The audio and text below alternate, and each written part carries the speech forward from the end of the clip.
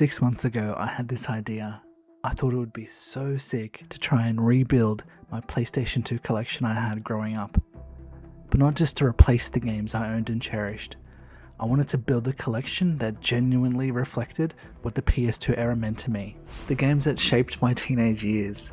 The games that I played with my brothers, my cousins, my friends, and my dad. The games that taught me the magic of storytelling through art, music, and gaming itself. But this challenge was never really about collecting more games. It was about reconnecting with a hobby that I genuinely love. Because life is fundamentally different now than it was when I was a teenager. Back then, life was spent grinding SSX Tricky for hours, playing Kingdom Hearts 2 when I should have been studying for my finals, getting jacked in GTA San Andreas, discovering my love for JRPGs through Dark Cloud. And through all of it, I was sitting next to the people that I loved, making memories that still sit with me to this day. Even though gaming has changed so much since then, I think I've always been chasing that same feeling from back in the day. Honestly, this series has brought back a lot of that feeling for me. Not because I own more games, but because this challenge forced me to start approaching this hobby with more intentionality. Welcome to episode 4 of Save File, the finale.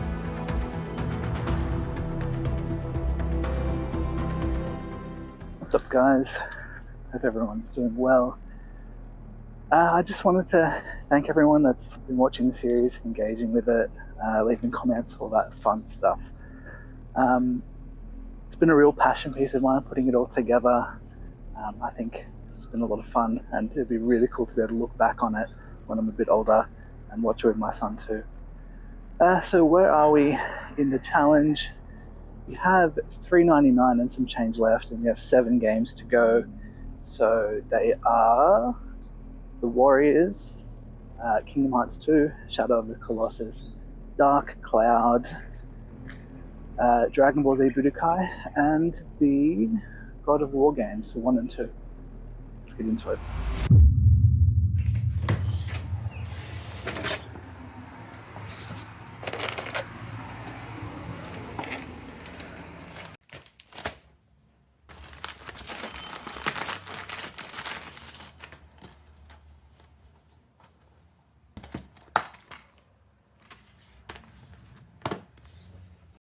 There are a lot of awesome challenge videos on YouTube where creators do crazy things like Deep Pocket Monster comes to mind, Memory Card as well. They have super strict restrictions on their challenges, like giving away everything if they lose or starting with 0 budget. And honestly, it makes for incredible viewing. My problem is I find it hard to betray my authenticity. And that's not to say that these people are being inauthentic. I actually really enjoy their videos a lot, but it's not in me to create this type of challenge, even though it means that their videos would probably perform differently. I wanted this to feel like a challenge light version where it still felt like me. The whole nature of the series is about being intentional because it's something that I value a lot, and I think it's something that we are as a society at the risk of losing. Attention culture today is probably like a multi-billion-dollar industry. How we focus, what we choose to focus on, who we engage with, how we engage with them is so important.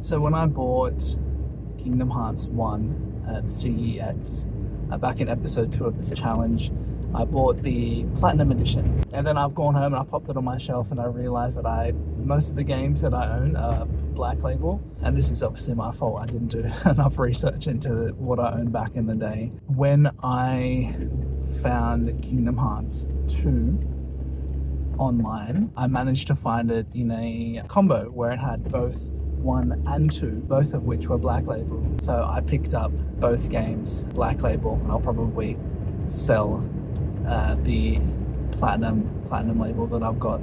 But Kingdom Hearts 2, man, what a game. It's probably my top 3 or 4 or 5 games in the PS2 era for me. I still don't completely understand the Kingdom Hearts storyline, despite many attempts of watching videos trying to educate myself. It's just a little bit too big for my brain there. But honestly, with songs like Sanctuary, doesn't even matter. So I've spoken about this before, but I played this game during my HSC. So back in the day, when you get to the end of high school, you did your higher school certificate. What you get determines what uni subjects and universities you can go to. Unfortunately, the New South Wales government did not consider my regular spankings of Sephiroth worthy of good grades, because the time I should have spent studying, I spent playing Kingdom Hearts 2.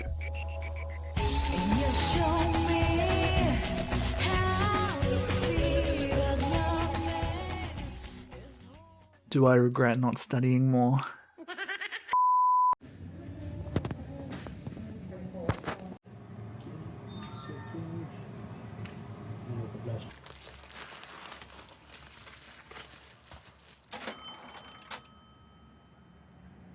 So my favourite game of all time is The Legend of Zelda Ocarina of Time. Anyone who has seen episode 3 of this series, or almost any of my other videos on my main channel, probably knows that. Something about Shadow of the Colossus feels like if I had played it back in the day, it would have been my PS2 favourite game of all time. In thinking about some of these older games, I've been reminded that this hobby can quietly become all-consuming. You start out growing up loving games with the people that you love, then life changes. Maybe you grow up, maybe you don't see the same people anymore, maybe you don't pursue additional hobbies, but we continue to game. Then somewhere along the way, it starts to feel like we're chasing sales and deals and the next AAA titles, the next consoles, consuming content about gaming, about the gaming industry, more than we actually play. Last year in 2025, Nintendo released its next major console, and it was the first time I didn't rush out to buy it. And you know what? I'm completely okay with that. In fact, I think I'm going to take my time, because this challenge has reminded me that building a collection was never really about consuming more, it was about curating. Curating not just the games on my shelf, but also where I choose to spend my time, my money, and my attention.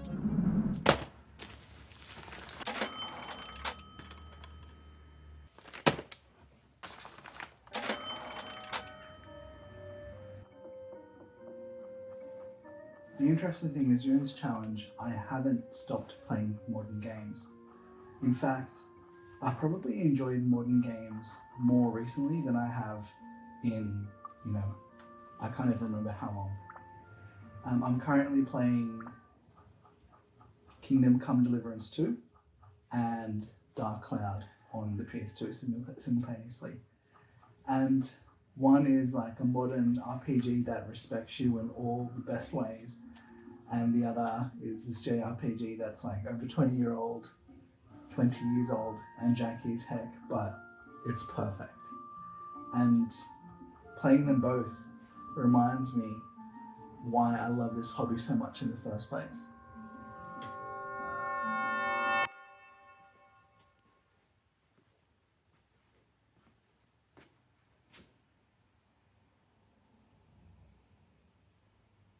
What are you guys doing? I can't find God of War anywhere. I keep looking and I just can't find it.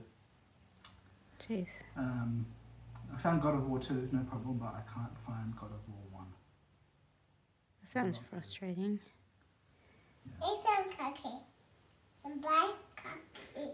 And it's a cookie. And I'm gonna eat it. Yeah. Are you wearing my hoodie? Yeah. I like purple. So I didn't expect this challenge to give me any trouble, honestly. But finding a black label copy of God of War has me genuinely worried. I've searched everywhere. eBay, Gumtree, Facebook Marketplace, random retro gaming websites. Eventually, I got a lead. The seller told me that someone else was supposed to buy it, but they bailed the last minute. I thought, perfect. I made an offer, he accepted. Everything seemed legitimate. He had sold items before, his profile looked normal enough. and I was excited to finally be able to tick this game off the list. But that's when things got a little bit weird. First, he asked me to pay ID him the cost of the game because he didn't have funds in his account to actually ship the game. His plan was to work out the cost of shipping afterwards and have me send him more money later. So that was red flag number 1. Then he started to tell me about his divorce. Apparently he was selling off his collection to help him cover his legal costs. According to him, he needed to raise $200K because of a messy divorce with his ex-partner of 25 years. At this point, I was reading the messages during my lunch break at work, and I remember thinking, if I tell my work colleagues what's going on, what would they do? They would probably tell me that it's a scam. But I didn't. But honestly, I was worried that they tell me to walk away, and the truth is, after searching for so long, I didn't really want an objective opinion. I just wanted the game. I knew if I showed them the message, they'd probably say, Bronson, you're being scammed. And, I probably would have said the same thing if someone asked me. But at this point, I was so close. But I decided to take a calculated risk. I asked for photos of the game. I asked for a shipping label with my address. I asked for photos of the post office and the postage receipt. And to his credit, he sent me everything that I asked for. And the next day, God of War arrived.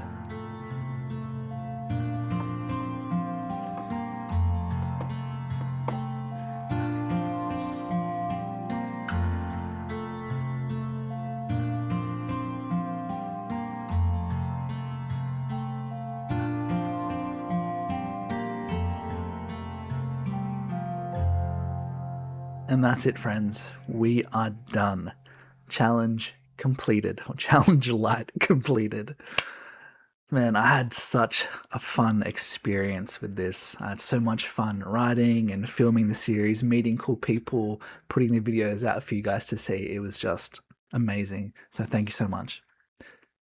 But I think I'm forgetting one thing. Side quest complete. To help commemorate the challenge, I don't know if you can see that.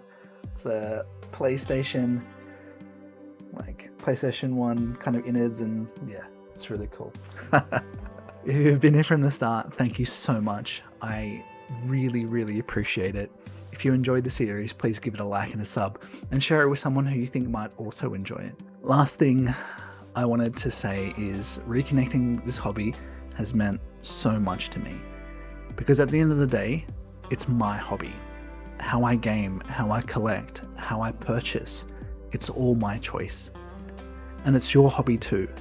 Don't let me or anyone else tell you how to enjoy it. Find your balance, respect it, and enjoy this beautiful gift that we have.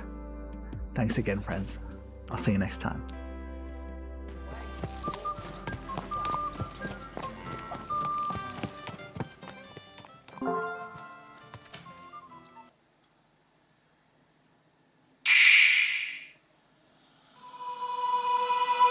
Long ago, there was a land in these woods. However, there was